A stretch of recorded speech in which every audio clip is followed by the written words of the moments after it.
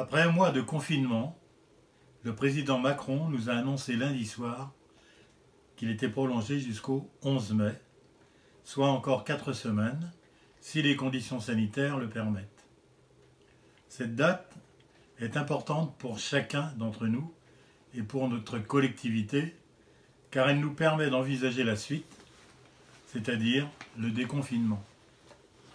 On sait très bien qu'il ne sera pas brutal, mais progressif et différencié, suivant notre âge, notre profession, notre situation familiale, et demandera beaucoup d'abnégation, de prudence, afin de ne pas repartir vers de nouvelles difficultés. La municipalité aura à prendre des décisions adaptées qu'elle anticipe déjà. Reprise de l'école, de l'activité économique, du commerce, de la vie collective et associative, des loisirs. Le tout sur un fond de crise économique et financière qui durera bien plus longtemps que le déconfinement. Cette petite rentrée scolaire, après une période de travail à distance complètement inédite, puis des vacances de printemps confinées, interroge forcément beaucoup. D'une part, les parents doivent être libérés pour travailler, et d'autre part, la préservation de la santé des enfants et des personnels des écoles est aussi une priorité. La ville, en charge des écoles primaires, c'est-à-dire maternelles et élémentaires, à la rentrée des vacances de printemps, avec les enseignants et leur hiérarchie, avec les représentants des parents d'élèves, nous ferons le point en espérant que nous en saurons plus à ce moment-là. Par exemple, doit-on réouvrir la restauration scolaire? Et si oui, comment? Les enfants doivent-ils porter le masque? Quel nombre d'enfants dans un cours? Etc., etc. Les lycéens rentreront aussi. Je vous avais promis de leurs nouvelles la semaine dernière. Ils fréquentent chaque quartier, Maupertuis, la Providence, les Rimains et bien sûr le lycée hôtelier. Et ont dû s'adapter à la crise sanitaire. Désormais, l'enseignement se fait à distance, ce qui est plus facile avec des lycéens habitués aux moyens modernes de communication. L'espace numérique de travail, Pronote, permet aux enseignants de communiquer des documents et des liens Internet et aux élèves de rendre les travaux demandés. Mais les enseignants se servent également des supports informatiques de l'éducation nationale, des systèmes de visioconférence ou des réseaux sociaux pratiqués couramment par les élèves, Instagram, WhatsApp, Facebook, etc. Les enseignants ont dû s'adapter en urgence à ces nouveaux supports et reformaliser leurs cours. Ils doivent aussi corriger les travaux d'élèves sous forme dématérialisée. Tout ça leur demande beaucoup de temps. Les élèves peuvent avoir des difficultés d'organisation et de planification de leur travail, car ils ne sont plus contraints par le rythme des cours. Les élèves moins autonomes ou scolairement plus fragiles risquent de pâtir de la situation. Il est impossible de compenser entièrement le contact direct avec le professeur au sein de la classe. Au lycée Maupertuis, la proviseure et son adjointe sont présentes toute la journée dans leur bureau et s'emploient à prévenir les effets d'une éventuelle fracture numérique. Quelques ordinateurs portables ont été proposés en prêt aux élèves qui en sont démunis. Les professeurs signalent ceux qui ne font pas le travail demandé avec l'aide des CPE. Ces élèves ou leurs parents sont systématiquement et régulièrement appelés afin d'éviter qu'ils décrochent. Pour les élèves des lycées professionnels et techniques qui ont de nombreux cours en atelier, l'apprentissage des gestes techniques par la manipulation n'est plus possible, alors que la mise en activité est un facteur important d'acquis des connaissances et l'une des motivations de leur choix de formation. Le confinement entraîne malheureusement l'annulation des stages en entreprise prévus d'ici la fin de l'année scolaire. Au lycée hôtelier, élèves et professeurs doivent faire face aux mêmes difficultés. Continuer à cuisiner chez eux, s'ils le peuvent, et le compte Instagram du lycée montre qu'il ne manque pas d'imagination.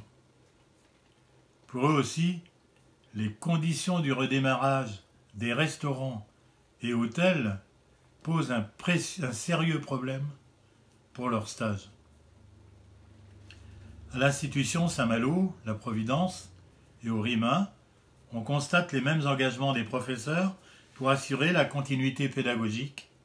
Les élèves et étudiants sont assidus, les professeurs inventifs, ils surmontent ensemble les difficultés techniques, les élèves étant parfois force de proposition. Lorsque les élèves ne participent pas, le bureau de la vie scolaire et l'infirmière les appellent pour résoudre les problématiques. Le chef d'établissement communique régulièrement avec les représentants des parents d'élèves et attend les directives nationales pour le déroulement de la fin de l'année.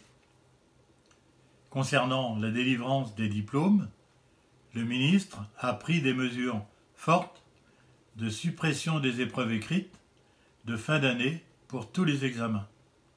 Nous savons désormais que les élèves et étudiants de BTS seront évalués par les jurys d'examen sur la base des notes obtenues durant l'année scolaire, hors période de confinement bien sûr. Les professeurs qui s'impliquent vraiment beaucoup dans la continuité pédagogique, ainsi que les directions des lycées, font tout leur possible pour les encourager, les relancer s'il le faut, et les aider. La fin du confinement le 11 mai oblige les élus à réfléchir et anticiper le redémarrage des activités économiques.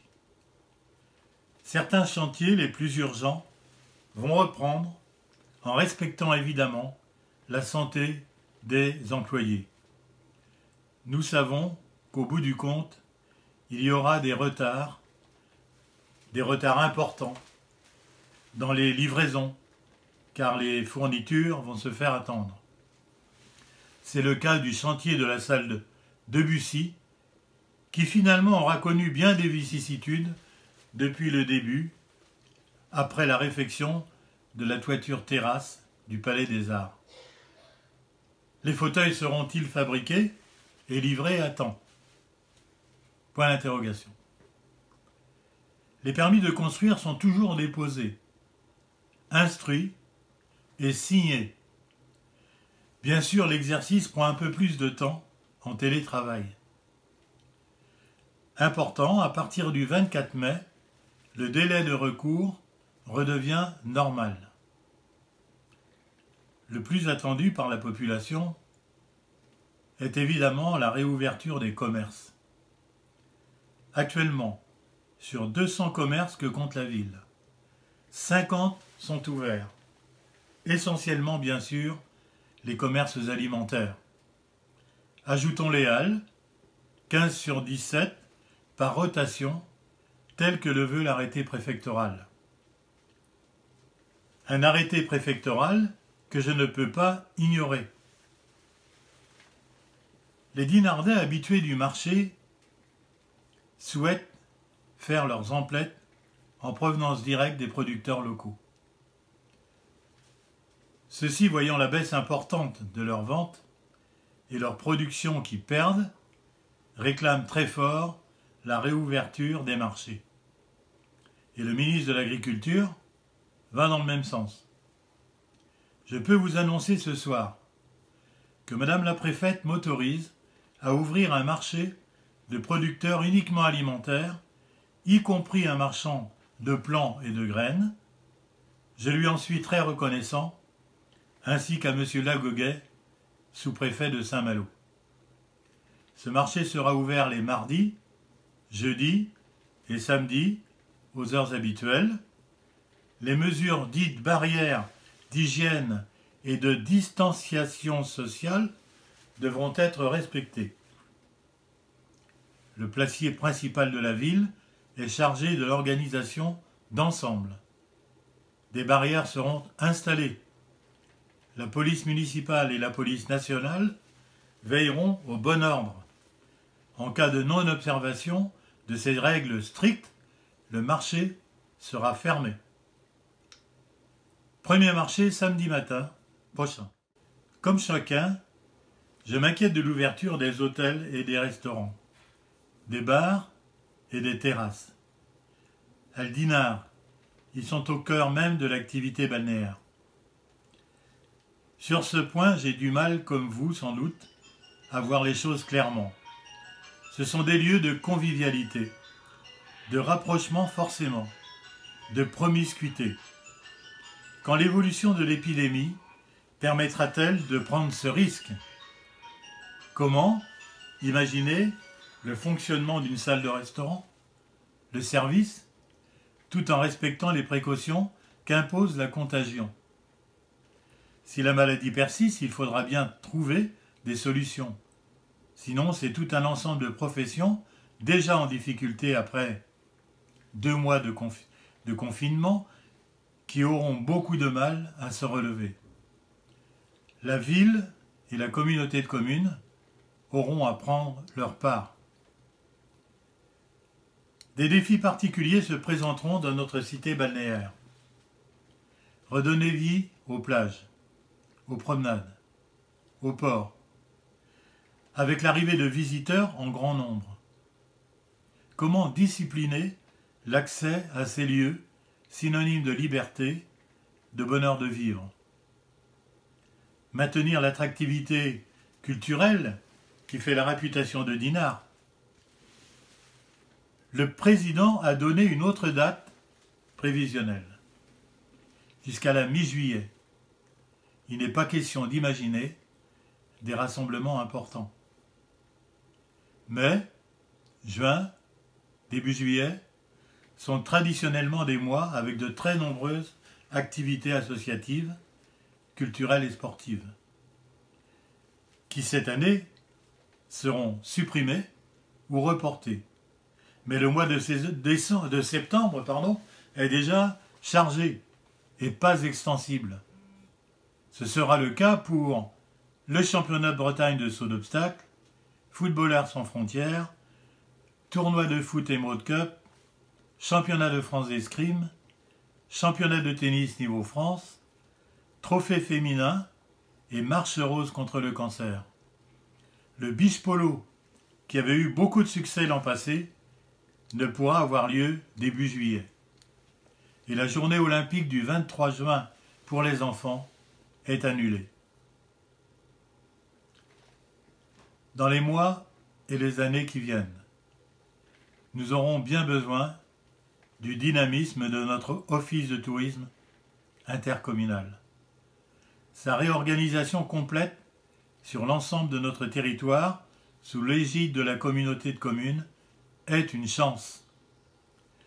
La situation totalement inédite d'aujourd'hui amène l'équipe de l'office de tourisme à repenser sa stratégie de communication et elle se mobilise afin d'assurer au maximum la promotion du territoire au travers du numérique et des réseaux sociaux. L'accueil téléphonique est assuré du lundi au samedi. Le programme des salons et les campagnes publicitaires sont évidemment très perturbés. Depuis le 1er avril, 3 conseillères en séjour sont au chômage partiel et 2 autres sont en garde d'enfants. La moitié de l'effectif est actuellement en télétravail. Le lien est entretenu au travers de visioconférences, mails et appels téléphoniques. L'embauche des contrats saisonniers deviendra effective quand l'ouverture des espaces d'accueil sera possible.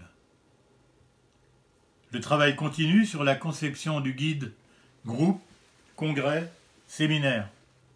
Il se renforce sur les réseaux sociaux. La convention d'objectifs se construit pour les 3 prochaines années.